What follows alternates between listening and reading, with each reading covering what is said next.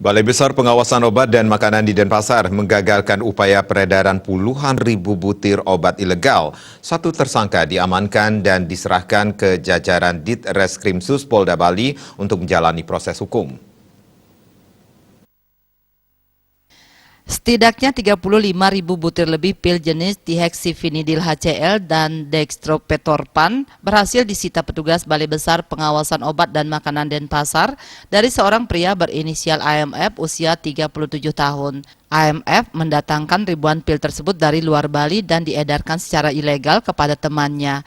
Selain karena peredaran tak berizin, peredaran tablet ini juga berdampak negatif terhadap kesehatan dan menimbulkan ketergantungan atau kecanduan. Biasanya dengan menggunakan produk-produk seperti ini, dia akan mungkin bisa mengurangi pegalnya sehingga dia mampu beraktivitas untuk lebih meningkatkan kemampuan untuk beraktivitas itu dia lebih produktif. Tetapi efeknya salah satu adalah bisa menimbulkan berbagai ketergantungan, itu salah satu. Pak, berarti konsumen yang membeli ke tersangka ini dengan keluhan pegel-pegel itu?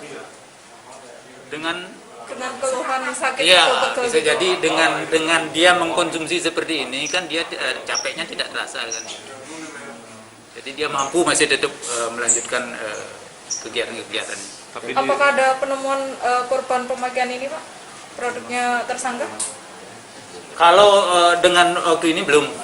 Pelaku dengan pendidikan terakhir di sekolah menengah atas ini kini diserahkan ke Rektorat Reserse Kriminal Khusus Polda Bali untuk diproses secara hukum. Pelaku akan dijerat dengan Undang-Undang Nomor 36 Tahun 2009 tentang kesehatan dengan ancaman pidana hingga 15 tahun penjara dan denda hingga 1,5 miliar rupiah. Raiswantara, Bali TV.